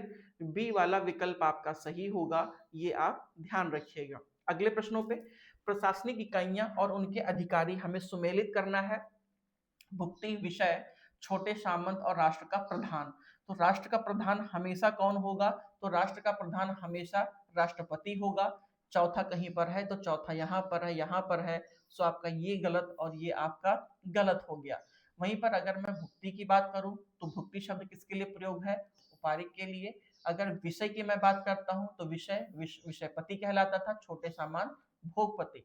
तो 2, 1, 3 और 4, 2, 1, 3 और 4 डी वाला विकल्प मित्र आपके सही हो जाएंगे। ठीक है, भुक्ति जिसे प्रांत कहा जाता था, जो उसका शासक है वो पारिक कहलाता था। विषय का प्रशासनिक विषयपति और छोटे सामंतों को भोगपति कहा जाता था। इसका जो प्रभुत्व कई गांवों पर होते थे उनके लिए। और आपको पता है कि जो राष्ट्र का प्रधान है वो राष्ट्रपति कहलाता था। अगले प्रश्नों पे, निम्नलिखित कथनों पर विचार करें। गोविंद तृतीय ने केरल, पांड्य और चोल राजाओं को भयभीत किया था। ठीक है, गोविंद तृतीय ने मान्यक्षेत्र में विजय स्तंभों की स्थापना की है। ठीक, मेघवर्ष ने 68 वर्ष तक शासन किया, ये भी सही है। हमसे पूछ रहे हैं कौन सा कथन सही है? मित्र, इसके सभी के सभी कथन सही हैं। क्लियर? ये एक बार आप देख लीजिएगा। चेर राज्य के संबंध में निम्नलिखित कथनों पर विचार करें। ठीक है, यह राज्य पांड्य क्षेत्र के पश्चिम और उत्तर में स्थित है। देखिए, अगर आपको लोकेशन नहीं पता होगा तो मामला गड़बड़ होगा। ठीक, चेर, चोल और पांड्य, चेर, चोल और पांड्य। चेर के बारे में पूछ रहे हैं, तो चेर के बारे में अगर आपसे पूछ रहे हैं तो यह पांड्य क्षेत्र के पश्चिम और उत्तर में स्थित है। ठीक है, उसमें आधुनिक केरल राज्य जो तमिलनाडु का अंश था, बिल्कुल है। चेरों ने चोल नरेश करैकाल के पिता का वध किया था, यह भी स्टेटमेंट सही है। हमसे पूछ रहे हैं सत्य, तो तीनों के तीनों स्टेटमेंट सत्य है। चेर राज्य का संबंध के में सभी कथन है, क्योंकि पांड्य और चोल शासक जिनकी समाप्ति के पश्चात दक्षिण भारत में एक नया वंश चेर वंश स्थापित हुआ, जिसे अशोक के अभिलेखों के केरल पुत्र के नाम से भी संबोधित किया गया है। और इनका राज्य पांड्य क्षेत्र के पश्चिम और उत्तर में स्थित था, क्योंकि अगर आप देखेंगे ये है पांड्य, तो ये है पश्चिम और ये है उत्तर। तो ये है आपका चेर, ऊपर है चोल और नीचे है पांड्य। इन तीनों को मिला करके हम संगम काल कहते हैं, और यहाँ पर जो साहित्यों की रचनाएं हुई उन्हें हम संगम साहित्य के नाम से जानते हैं। ठीक है, अगले प्रश्नों पे हमें सुमेलित करना है। कुरल दार्शनिक ग्रंथ है, तिरुकुरल धर्म अर्थ काम से संबंधित है, मणिमेखले और शिल्पाधिकारम प्रेम कहानी है या महाकाव्य है? देखिए, मणिमेखले और शिल्पाधिकारम ये दोनों ही महाकाव्य हैं, लेकिन मजे की बात आपको मैं ये बताऊं कि इसमें से हमें ये पूछा है कि कौन सा प्रेम कहानी पर आधारित है और कौन सा स्पष्ट महाकाव्य है। क्लियर? तो अगर आप थोड़ा सा नजर डालेंगे तो जो ओवरऑल आपका शिल्पाधिकारम है ये भी एक तमिल महाकाव्य है और मणिमैखले भी एक तमिल महाकाव्य है। सबसे खास बात जो मणिमैखले है उसकी रचना मदुरई के एक अनाज व्यापारी के द्वारा किया गया है और साथ ही में जो शिल्पाधिकारम है शिल्पाधिकारम भी एक महाकाव्य है जो प्रेम कथा का वर्णन करता है। इसलिए अगर आप थोड़ा सा इनका मैचिंग करेंगे तो प्रेम कथा से संबंधित कौन सा हो जाएगा, फिर वो आपका डी का तीसरा वाला हो जाएगा। लेकिन वहीं पर अगर आप महाकाव्य से संबंधित देखेंगे तो वो ओवरऑल चौथा हो जाएगा, लेकिन तीसरा और चौथा दोनों एक प्रकार महाकाव्य ही है, संगम साहित्य से इनका संबंधित है। क्लियर। वहीं पे अगर आप कुरल की बातें करेंगे तो जो कुरल है वो किससे संबंधित है, वो धर्म अर्थ काम से संबंधित है। यहाँ पे काम क्रीड़ा से संबंधित चीजों का वर्णन किया गया। वहीं पर अगर मैं तिरुकुरल की बात करूं तो ये दार्शनिक ग्रंथ है। ठीक, तो आपका हो क्या जाएगा, 2 1 4 और 3, 2 1 4 और 3, 2 1 4 और 3 बी वाला विकल्प आपका सही हो जाएगा। क्लियर। आगे देखते हैं अगले प्रश्नों पे। पुलकेशिन द्वितीय की जानकारी का स्रोत एहोल अभिलेख है। ठीक है, बिल्कुल सही है, क्योंकि एहोल अभिलेख से हमें पुलकेशिन द्वितीय की जानकारी मिलती है और एहोल अभिलेख रविकीर्ति के द्वारा लिखा गया था। उसने कदम्बों की राजधानी बनवासी को अपने अधीन कर लिया, ये भी कथन सही है। तो आपके तीन के तीनों स्टेटमेंट सही है, अगर तीनों सही हैं तो विकल्प के तौर पर आपका डी वाला सही हो जाएगा। क्लियर। आगे देखते हैं अगले प्रश्नों पे। निम्नलिखित में से कौन सा कथन सत्य नहीं है। भारतीय दर्शन को 4 भागों में बांटा गया है, ये गलत है, क्योंकि भारतीय दर्शन को 4 भागों में नहीं 6 भागों में बांटा गया है। ये आप याद रखिएगा, जिन्हें आप षट दर्शन कहते हैं। इसका मुख्य विषय मोक्ष रहा है। ठीक है, मोक्ष का उपदेश सबसे पहले महात्मा बुद्ध या गौतम बुद्ध ने दिया। ठीक है, उपरोक्त में से कोई नहीं, तो पहला ही कथन मित्र आपका असत्य है, क्योंकि षट दर्शनों की संख्या 6 है, ना कि 4 है। इसमें कौन कौन से शामिल है, सांख्य दर्शन, योग दर्शन, न्याय दर्शन, वैशेषिक, मीमांसा और वेदांत, ये शामिल है। ठीक है, अगले प्रश्नों पे।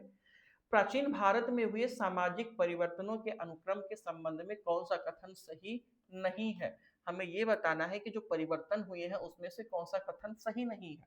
राजा की गाय की रक्षा के कारण राजा गोपति कहलाता था, बिल्कुल सही है। बेटी को दोहित्र कहा गया है, बिल्कुल सही है। इसीलिए आप देखेंगे ना कि जैसे मान के चलिए कि एग्जाम्पल के तौर पे आप हैं और आपके माता पिता हैं, तो जो आपका माता वाला पक्ष है अगर उसे इंडिकेट किया जाएगा तो वो दोहित्र कहलाता है। जैसे अगर आपके नाना का नाम लिया जाएगा ना या फिर ननिहाल पक्ष का लिया जाएगा तो आप दोहित्र कहलाएंगे। माता पक्ष के को ये इंडिकेट करता है दोहित्र। ठीक है, तो मतलब बेटियों को दुहिता कहा जाता था, बैल को गोवाल कहा गया है, मतलब गायों के जैसा बाल वाला। तो कौन सा कथन सही नहीं है, बैल के लिए मित्र, ये बैल के लिए नहीं प्रयोग किया गया है। ठीक है, याद रखिएगा, बैल के लिए प्रयोग नहीं किया गया है, बल्कि ये भैंस के लिए प्रयोग किया गया है। बैल के लिए नहीं है, ये भैंस के लिए है। क्लियर, तो ये आपका सही नहीं है। बाकी आपका पहला दूसरा सही है, तीसरा वाला जो आपका विकल्प है वो सही नहीं है। क्लियर। अगले प्रश्नों पे हम लोग चलते हैं। अगला प्रश्न हमारा है कि महमूद गजनबी के संबंध में निम्नलिखित कथनों पर विचार करें। ठीक है, एक सेकंड।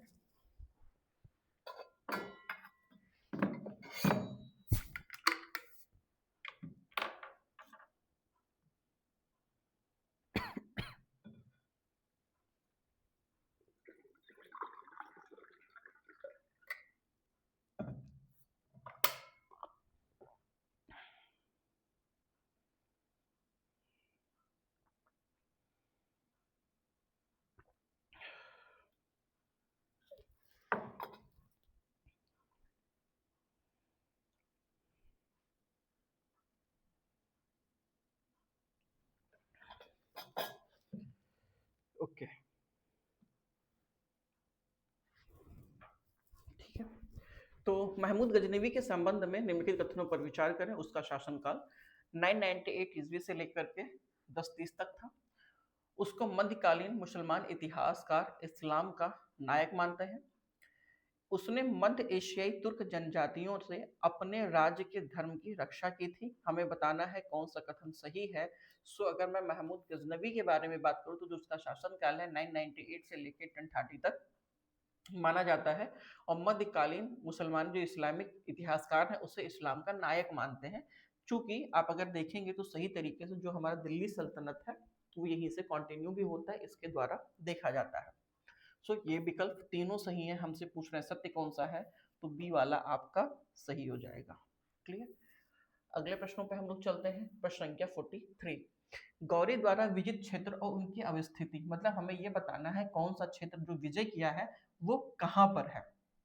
ठीक है। अगर मैं बयाना की बात करूं तो ये राजस्थान में है। अनहिलवाड़ की बात करूं, अनहिलवाड़ की ये गुजरात में है। महोबा ये उत्तर प्रदेश में है। वहीं पर खजुराहो मध्य प्रदेश में है। 2 1 4 और 3, 2 1 4 और 3 बी वाला विकल्प आपका सही हो जाएगा। ठीक है। अगले प्रश्नों पे, तराइन की प्रथम लड़ाई के संबंध में निम्नलिखित कथनों पर विचार करें। तराइन का जो प्रथम युद्ध है वो 1191 में हुआ। ठीक है, तो प्रथम 1191 में और दूसरा 1192 में हुआ है। इस लड़ाई में गौरी की सेना बुरी तरह पराजित हुई। गौरी की सेना बुरी तरह पराजित हुई, ठीक है। इस युद्ध के बाद पृथ्वीराज ने सरहिंद पर अधिकार कर लिया? नहीं, इस युद्ध में ऐसा कुछ हुआ नहीं था। बस आप ये समझिएगा कि पहला जो तराइन का प्रथम युद्ध था उसमें मोहम्मद गौरी पराजित हुआ है और दूसरे वाले युद्ध में वो विजित होता है। तो कथन के अगर हम देखें कि सही क्या सत्य के तौर पर, तो आपका 1 और 2 दोनों कथन सही हैं। तीसरा वाला स्टेटमेंट आपका गलत हो जाएगा। ठीक। अगले प्रश्नों पे, निम्नलिखित में से कौन सा युग्म सुमेलित नहीं है? तथ्य और संबंधित व्यक्ति। इल्तुतमिश की मिस का प्रतिद्वंदी कुवाचा, नहीं, यही एक सुमेलित नहीं है। चालसा, अगर मैं चालीसा दल की बात करूं तो इल्तुतमिश के द्वारा के द्वारा ये गठित किया गया था। सुल्तान गयासुद्दीन की उपाधि ये इवाज है, ये भी ठीक है। और गजनी का उत्तराधिकारी यल्दुज ये भी है, लेकिन ये स्टेटमेंट जो पहला वाला है वो सही सुमेलित नहीं है। क्लियर है, ये आप मान के चलिएगा, क्योंकि जो कुवाचा है ये इल्तुतमिश का प्रतिद्वंदी नहीं बल्कि कुतुबुद्दीन ऐबक का मुख्य प्रतिद्वंदी था, ना कि इल्तुतमिश का था। इसलिए पहला वाला आपका गलत है, बाकी की तीनों सही हैं। क्लियर। अगले प्रश्नों को हम लोग देखते हैं।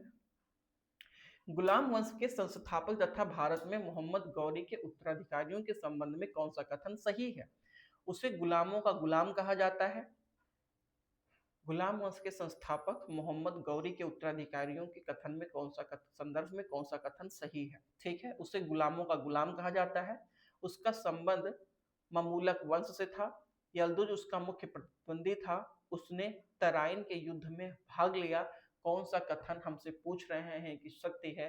तो मित्र, यहाँ पर अगर आप देखेंगे तो सी वाला कथन सत्य है, क्योंकि गुलाम वंश का संस्थापक जो है वो कुतुबुद्दीन ऐबक तथा भारत में मोहम्मद गौरी के उत्तराधिकारियों के संबंध में सी वाला कथन है वो सही है। हालांकि अगर आप देखेंगे तो गुलामों का गुलाम, गुलाम वंश को, क्योंकि उसके अधिकांश जो शासक हैं वो गुलाम रहे हैं एक दूसरे के, इसीलिए उसे गुलाम वंश के नाम से भी जाना जाता है। ठीक है। अगले प्रश्नों पे 47। रजिया ने राजपूतों पर नियंत्रण के लिए रणथंबोर पर आक्रमण किया तथा सल्तनत में शांति व्यवस्था कायम की। वेरी गुड, ठीक है, क्योंकि रजिया ने राजपूतों पर नियंत्रण स्थापित करने के लिए रणथंबोर पर आक्रमण किया था।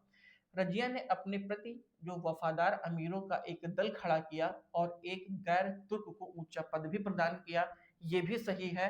तो सही तो है, लेकिन आर ए की पुष्टि नहीं करता है, इसलिए केवल दोनों तो सही है परंतु व्याख्या नहीं करते हैं, इसलिए बी वाला आपका सही हो जाएगा। अगले प्रश्नों पे, निम्नलिखित में से कौन सा कथन बलबन के संबंध में सही नहीं है?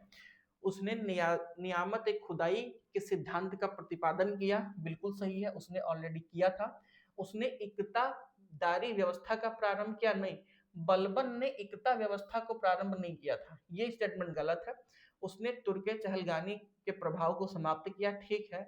उसने बंगाल के विद्रोह का दमन किया, ये भी ठीक है, लेकिन इकता व्यवस्था का संबंध कहीं से दूर दूर तक क्या बलबन से नहीं है, क्योंकि इकता व्यवस्था का जो प्रारंभ किया था वो इल्तुतमिश के द्वारा किया गया था, ना कि बलबन के द्वारा किया गया था। क्लियर। अगले प्रश्नों पे, अलाउद्दीन खिलजी के संबंध में निम्नलिखित कथनों में से कौन सा कथन सही नहीं है? अलाउद्दीन ने अपने पिता जलालुद्दीन खिलजी को धोखे से मारकर गद्दी पर बैठा, नहीं। अच्छा, देखिए, हमें यहाँ पे लगेगा ना कि हाँ यार बात तो सही है, अलाउद्दीन ने जलालुद्दीन खिलजी की हत्या तो किया था, लेकिन मैटर ये है ना कि ये जलालुद्दीन उसका पिता है या नहीं। तो मित्र, ये उसका पिता नहीं है, याद रखिएगा। जलालुद्दीन उसका चाचा था और अलाउद्दीन उसका भतीजा था। ठीक, उसका भतीजा ने अपने चाचा की हत्या करके साम्राज्य को आगे बढ़ाया था। ठीक है, और मजे की बात है, वो सिर्फ भतीजा ही नहीं था, उसका दामाद भी था। मतलब उसने अपने चाचा की लड़की से शादी किया था और फिर उन्हीं की हत्या करके साम्राज्य को आगे बढ़ाया। वह सुल्तान बनने से पूर्व अवध का सूबेदार था। ठीक है। अलाउद्दीन का सेनापति मलिक कफूर ने देवगिरी पर आक्रमण किया, ये भी ठीक है। और अलाउद्दीन ने सरदारों को अपना स्वामी भक्त बनाया, ये भी ठीक है। बट आपका पहला वाला स्टेटमेंट सही नहीं है, क्योंकि उसका पिता नहीं बल्कि वो उसका चाचा था। ठीक है।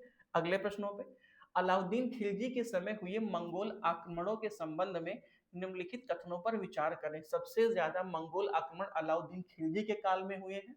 मंगोल आक्रमण का सामना करने के लिए अलाउद्दीन खिलजी ने विशाल अस्थायी सेना का गठन किया। उसने अपने सैनिकों के लिए सीरी नामक एक कौरशिन शहर नहीं बसाया। कौन सा कथन सही नहीं है? सही नहीं है मतलब कौन सा कथन असत्य है? अब देखिएगा, अगर मैं बात करता हूं प्रश्न संख्या 50 की, तो हमसे पूछ क्या रहे हैं? हमसे ये पूछ रहे हैं कि भाई साहब, आपको अलाउद्दीन खिलजी के समय में जो मंगोलीय आक्रमण हुए हैं, उस मंगोलीय आक्रमण से संबंधित जो विकल्प दिए हैं वो बताना है। क्लियर। सबसे ज्यादा मंगोल आक्रमण अलाउद्दीन खिलजी के काल में हुए हैं, असत्य है। मंगोल आक्रमण का सामना करने के लिए उसने एक विशाल अस्थायी सेना का गठन किया था, नहीं, सही नहीं है। उसने अस्थायी नहीं, भाई साहब, उसने अस्थायी सेना का गठन किया था। और सबसे खास बात यह है कि क्या सबसे ज्यादा आक्रमण हुए हैं? तो बिल्कुल हाँ, उसके समय में ओवरऑल आक्रमण सबसे ज्यादा अलाउद्दीन खिलजी के टाइम पर हुए हैं। तो आपका पहला स्टेटमेंट सही है और दूसरा स्टेटमेंट गलत है। तीसरा, उसने अपने सैनिकों के लिए सीरी नामक एक नया शहर नहीं बसाया था, गलत है, क्योंकि उसने शहर बसाया था। तो दूसरा और तीसरा गलत है। हमसे पूछ रहे हैं सही नहीं है, तो सही नहीं है तो हो जाएगा 2 और 3। मेरी समझ से तो 2 और 3 आपके होने चाहिए, क्योंकि 2 और 3 ये सही नहीं है। 2 और 3 सही नहीं है। ये प्रश्न एक बार आप देख लीजिएगा, क्योंकि सबसे ज्यादा आक्रमण तो मंगोल के अलाउद्दीन खिलजी के शासनकाल में हुए हैं, बात तो सही है। मंगोल आक्रमण का सामना करने के लिए उसने एक विशाल अस्थायी सेना का गठन किया था, नहीं, उसने अस्थायी सेना का नहीं, उसने एक अस्थायी सेना का गठन किया था। सबसे खास बात यह है। और उसने अपने सैनिकों के लिए सीरी नामक एक शहर की स्थापना का निर्माण भी किया था। तो 2 और 3 सही है। यहाँ पे आप 3 भी कर लीजिए, कौन सा सही नहीं है? तो 2 और 3 सही नहीं है, पहला वाला आपका सही है। ठीक है। अगले प्रश्नों पे, अच्छा एक बार इसकी व्याख्या देख लेते हैं, इन्होंने व्याख्या क्या दिया है। हाँ सही तो है, क्योंकि 2 और 3 सही नहीं है। ठीक है, 2 और 3 सही नहीं है, लेकिन यहाँ पे अच्छा ये इनसे स्किप हुआ है, कोई बात नहीं। ठीक है, तो आप 2 और 3 बढ़ा लीजिएगा। ठीक है। अगले प्रश्नों पे हम लोग चलते हैं। प्रश्न संख्या 51। देखिए, जरूरी नहीं है कि आगे पीछे हो जाए, कभी कभी आगे पीछे हो भी सकते हैं, तो आप उसे बहुत ज्यादा माइंड ना करिएगा। चूंकि आप एक ठीक ठाक लेवल पे तैयारी कर रहे हैं, सो उम्मीद करता हूं कि इतनी चीजें आप जरूर समझेंगे। क्लियर। मोहम्मद तुगलक के प्रतीक मुद्रा योजना असफल सिद्ध हुई है, बिल्कुल सही, क्योंकि जो उसने योजनाएं चलाई थी सांकेतिक मुद्रा का प्रचलन, वो फेल हो गया था। मोहम्मद तुगलक का मुद्रा निर्गमन पर उचित नियंत्रण नहीं था, बिल्कुल सही है, नियंत्रण नहीं था, इसीलिए उसकी जो ये नीति थी वो फेल हो गई थी। इसलिए ए और आर दोनों सही है और आर ए की व्याख्या करता है। एमबीटी मोहम्मद बिन तुगलक ने किया था। ठीक है। अगले प्रश्नों पर, लोदी वंश का शासक अफगानी थे। लोदी वंश के शासकों ने सल्तनत को संगठित किया। लोदियों का जौनपुर के साथ संघर्ष चलता रहा और लोदी शासकों ने कश्मीर को अपने साम्राज्य में मिलाया था। हमें बताना है कि इनमें से कौन सा कथन सही है। तो देखिए, अगर मैं बात करूं इसमें से कौन सा कथन सही है, तो लोदी वंश का शासक अफगानी थे, ये बिल्कुल सही है, ये स्टेटमेंट आपके सही है। लोदी वंश के शासकों ने सल्तनत को संगठित किया, ये भी ठीक है। लोदियों का जौनपुर के साथ संघर्ष चला, ये भी ठीक है, लेकिन लोदी शासकों ने कश्मीर को अपने साम्राज्य में मिलाया था, नहीं, उनका कश्मीर में साम्राज्य नहीं मिला था। तो ये आपका गलत, बाकी पहला, दूसरा और तीसरा स्टेटमेंट आपके सही हो जाएंगे। क्लियर है? आगे देखते हैं अगले प्रश्नों पे। निम्नलिखित में से कौन सा एक युग्म सुमेलित नहीं है? अटाला मस्जिद जौनपुर में सुमेलित नहीं है, बिल्कुल सही, अटाला मस्जिद है जौनपुर में। गयासुद्दीन का मकबरा दिल्ली में है। मांडू का किला चित्तौड़गढ़ में नहीं, ये गलत है, क्योंकि मांडू का जो किला है वो चित्तौड़गढ़ में नहीं है, बल्कि ये एमपी में है। ठीक है। और जामा मस्जिद अहमदाबाद में, ये भी ठीक है, बट मान के चलिए कि आपका सी वाला सही नहीं है, अटाला मस्जिद जौनपुर में, ये ठीक है। ठीक, आगे बढ़ते हैं अगले प्रश्नों पे। अगला प्रश्न है कि हरिहर प्रथम के संबंध में कौन सा कथन असत्य है? हरिहर प्रथम के संबंध में कौन सा कथन असत्य है, हमें ये बताना है। वह 1336 में राजा बना, ठीक है, उसने मैसूर और होयसाल राज्य से युद्ध लड़ा। आरंभ में विजयनगर की राज्य व्यवस्था कोऑपरेटिव कॉमनवेल्थ थी, ठीक है। उपयुक्त में से कोई नहीं, कौन सा कथन असत्य है? मित्र, इसके तीन के तीनों कथन सही हैं, इसलिए कोई भी कथन असत्य नहीं है। क्लियर? इसको मैं थोड़ा सा आपके साथ एक बार ब्रीफ करूंगा। जो हरिहर प्रथम है, ये संगम वंश का प्रथम शासक था। वह 1336 में राजा बना और इसने 1336 में मैसूर एवं होयसाल राज्य से युद्ध किया। 1346 में होयसाल राज्य को इसने पूर्णतः विजयनगर साम्राज्य में मिला लिया है। ठीक है, आगे देखते हैं, अगले प्रश्नों पे हम लोग चल रहे हैं। अगला प्रश्न हमारा कह रहा है कि महमूद गवा के संबंध में निम्नलिखित में से कौन सा कथन सही नहीं है? वह जन्म से अफगानी मूल का था, नहीं, वो जन्म से अफगानी मूल का नहीं था, ये ईरानी था। ये व्यक्ति ईरानी था, अफगानी नहीं था, इसलिए कौन सा कथन सही नहीं है? पहला ही कथन सही नहीं, लेकिन उसे मालिक उल तुजार की उपाधि प्रदान प्राप्त की, ये ठीक है। उसने हामुल और गोवा को जीता, ये भी ठीक है। उसने अपने राज्य को 8 भागों में विभाजित किया था, ये तीन के तीनों सही है, लेकिन वह जन्म से अफगानी मूल नहीं था, वो जन्म से ईरानी मूल था। ठीक है, आगे बढ़ते हैं अगले प्रश्नों पे। विजयनगर बहमनी संघर्ष के संबंध में निम्नलिखित कथनों पर विचार करें। गोदावरी कृष्णा घाटी प्रश्न पर विजयनगर बहमनी और उड़ीसा का संघर्ष आरंभ हुआ, ठीक। वारंगल बहमनियों को छोड़कर विजयनगर के साथ हो गए वो। वहीं पर देवराय प्रथम फिरोज शाह बहमनी से पराजित हो गया। हमें बताना है कि कौन सा कथन सही है। सुमित्र, केवल हमारा तीसरा वाला ही कथन सही है, पहला और दूसरा विकल्प हमारा गलत है। क्यों? क्योंकि जो कृष्णा गोदावरी डेल्टा वाला क्षेत्र का जो प्रश्न है वो विजयनगर बहमनी संघर्ष के तीसरा पक्ष, उसमें वारंगल था। वारंगल ने बहमनियों के साथ संधि की और यह संधि 50 वर्षों तक बनी रही। 1406 में फिरोज शाह बहमनी ने विजयनगर पर चढ़ाई की और उसने संगम वंशीय शासक देवराय प्रथम को पराजित किया तथा इस संधि के लिए वो बाध्य किया उसको। देवराय ने अपनी एक पुत्री का विवाह फिरोज शाह बहमनी के साथ किया और उसे उसने अपने कई किले समर्पित किए। ठीक है, अगले प्रश्नों पे। प्राचीन उड़ीसा के संबंध में निम्नलिखित में से कौन सा कथन सही नहीं है? बंगाल और उड़ीसा राज्य का सीमा सरस्वती नदी था, सही नहीं है, ठीक है। उड़ीसा के शासक अपनी सत्ता को भागीरथी तक स्थापित करने में सफल रहे, नहीं, ये गलत है।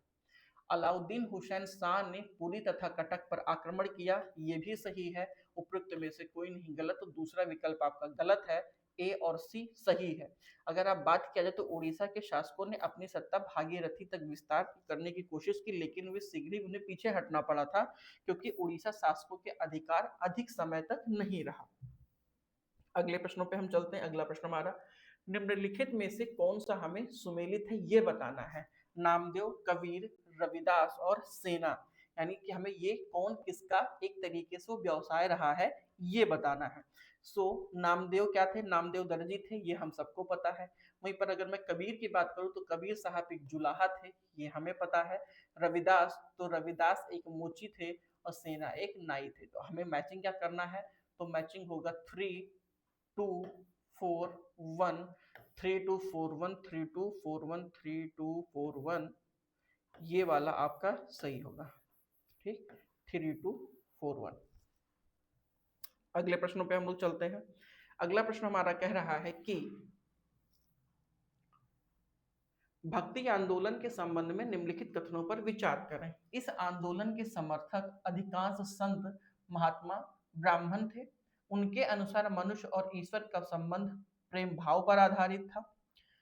धार्मिक कर्मकांडों के करने की अपेक्षा भक्ति भाव से ईश्वर की उपासना करना अधिक श्रेष्ठ था। हमें बताना है इनमें से कौन सा कथन सही है। तो देखिए, आंदोलन का समर्थन अधिकांश संत महात्मा एवं ब्राह्मण थे भक्ति आंदोलन में, ऐसा नहीं है। पहला स्टेटमेंट आपका गलत है।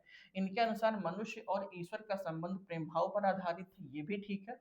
और धार्मिक कर्मकांडों को करने की अपेक्षा भक्ति भाव से ईश्वर की उपासना करना अधिक श्रेष्ठ था। देखिए, अगर मैं भक्ति आंदोलन की बात करता हूँ तो भक्ति आंदोलन में जो धार्मिक अनुष्ठान या कर्म कांड है, उनके बजाय ईश्वर के प्रति जो प्रेम भाव है वो दर्शाया गया है। भगवान को प्राप्त करने के लिए यहाँ पर या अपने इष्ट देव को प्राप्त करने के लिए धार्मिक अनुष्ठान के बजाय प्रेम भाव भक्ति को मार्ग बनाया गया, वहां से इसकी संकल्पना आगे बढ़ी है। आप देखेंगे कि भक्ति आंदोलन में विभिन्न प्रकार की धाराएं निकली हैं, कोई राम भक्ति से है, कोई कृष्ण भक्ति से है।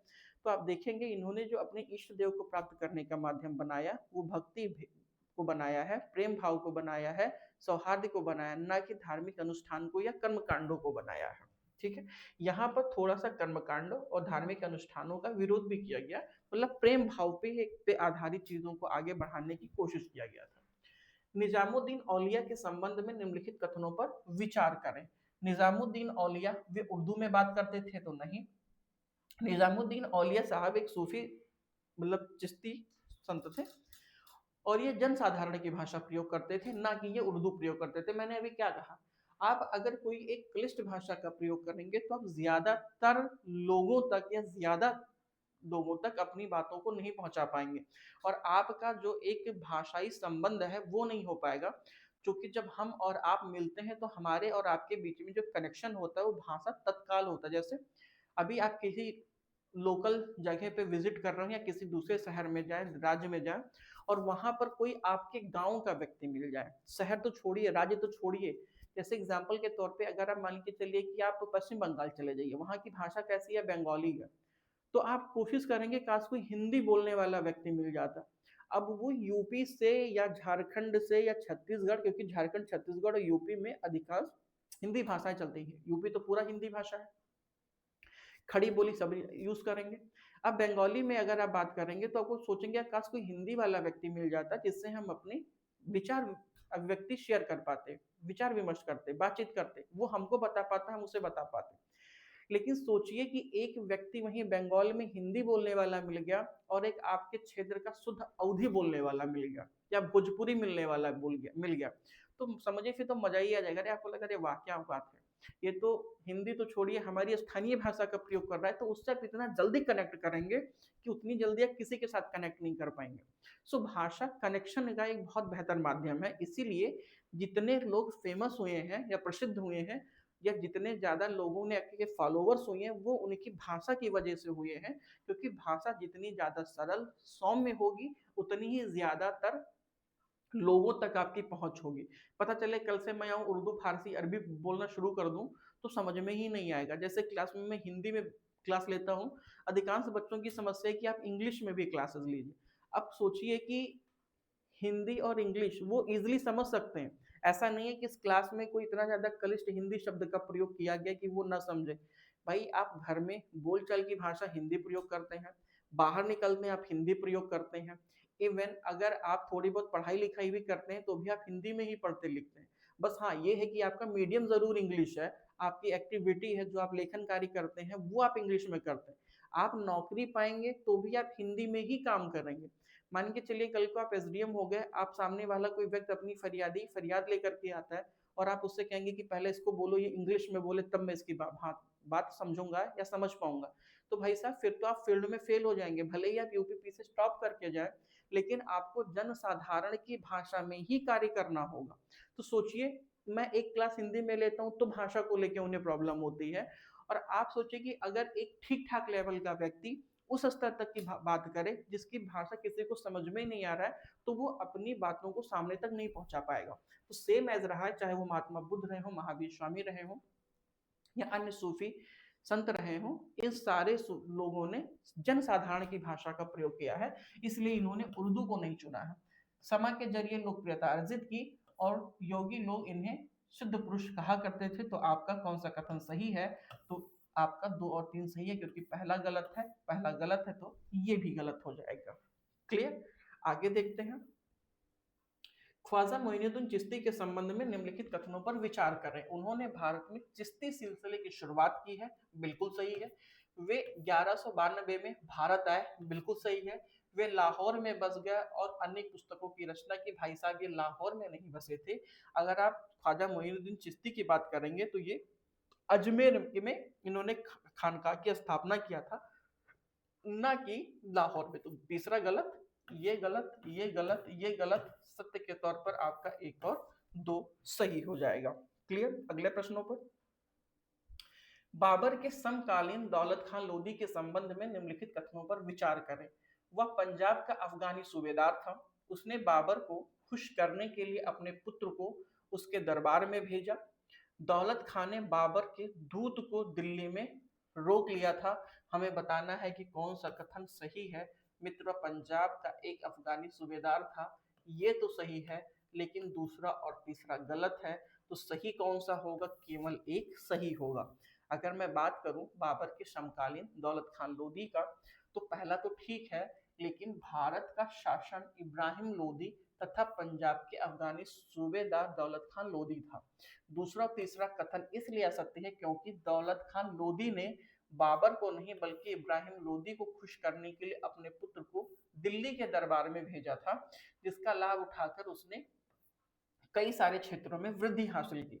वहीं 1518 और 1519 में जब बाबर भीरा के दुर्ग को जीता, तो उसने इब्राहिम लोधी एवं दौलत खान लोधी का जो पत्र भेजकर तुर्कों के क्षेत्रों को वापस करने को कहा, परंतु दौलत खान ने बाबर के दूत को लाहौर में ही रोक दिया था। क्लियर? तो ये हमने इसकी व्याख्या पढ़ दी, क्योंकि जहां मुझे लगेगा कि थोड़ी सी आपको जरूरत होगी वो मैं जरूर पढ़ दूंगा।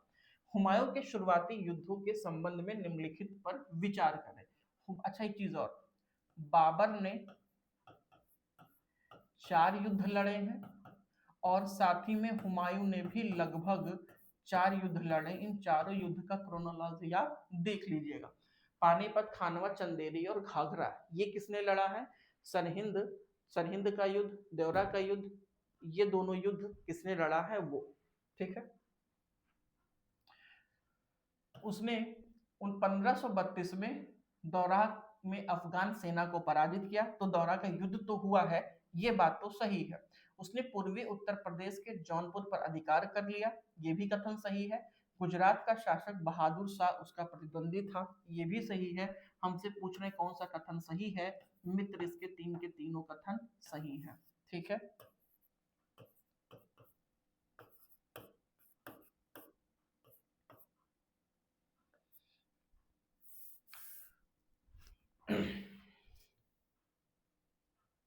दोहरिया का युद्ध, चौसा का युद्ध, सरहिंद का युद्ध, ये किसने लड़ा है वो कमेंट करना है आपको। और पानीपत का युद्ध, खानवा का युद्ध, चंदेरी का युद्ध और घाघरा का युद्ध किसने लड़ा है, ये आपको बताना है, ठीक। सिरसा के संबंध में निम्नलिखित में से कौन सा एक कथन सही नहीं है? वह बिहार का निर्विवाद स्वामी था, ठीक है। वह एक तुर्क सरदार था, कौन सा सही नहीं है? वह तुर्क सरदार था, ये गलत है, क्योंकि शेरशाह जो है वो तुर्क सरदार नहीं बल्कि वह एक अफगान सरदार था, ठीक है। ये एक अफगान सरदार था, ना कि तुर्क सरदार था। वह मुगलों के प्रति वफादारी का दिखावा करता था, बिल्कुल सही है। उसने सेना में 12,000 हाथी शामिल थी, ये भी ठीक है। अगले प्रश्न, यह सिद्धांत किसने प्रस्तुत किया कि यदि तुम्हारे क्षेत्र में किसी व्यापारी की मृत्यु हो जाए तो उसके माल पर हाथ डालना विश्वासघात होगा। ये स्टेटमेंट था, वो किसका था मित्र? वो शेरशाह का था, शेख निजामी का था, अब्बास सरबानी का था, या फिर इस्माइल खान का था। आपको बताना है कि ये स्टेटमेंट किसका है। तो मित्र ये स्टेटमेंट शेख निजामी का है। ठीक है,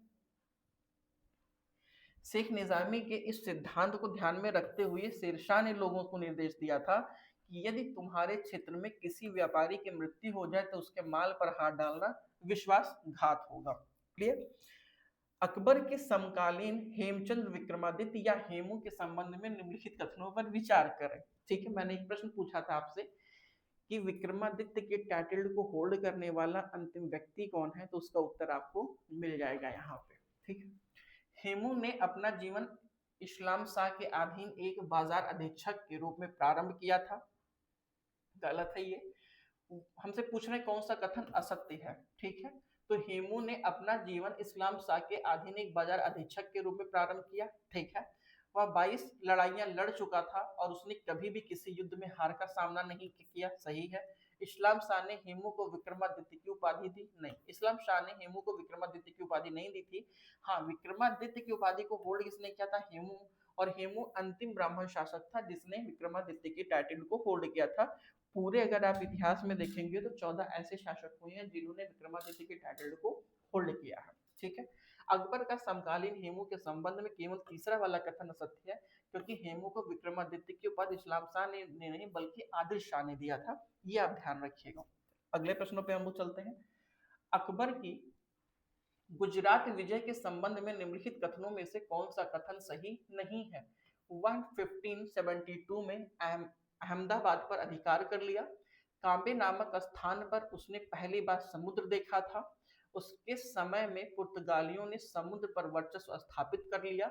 गुजरात अभियान में मिर्जाओं ने उसका साथ दिया था। कौन सा सब कथन असत्य है? मित्र डी वाला इसका कथन असत्य है। बाकी ये तीनों कथन आपके असत्य हैं, क्योंकि उसने सबसे पहले अहमदाबाद पर 1572 पर किया था और कांबे नामक स्थान पर उसने पहली बार समुद्र देखा था और पुर्तगालियों ने समुद्र पर वर्चस्व स्थापित किया था अकबर के ही शासन काल में।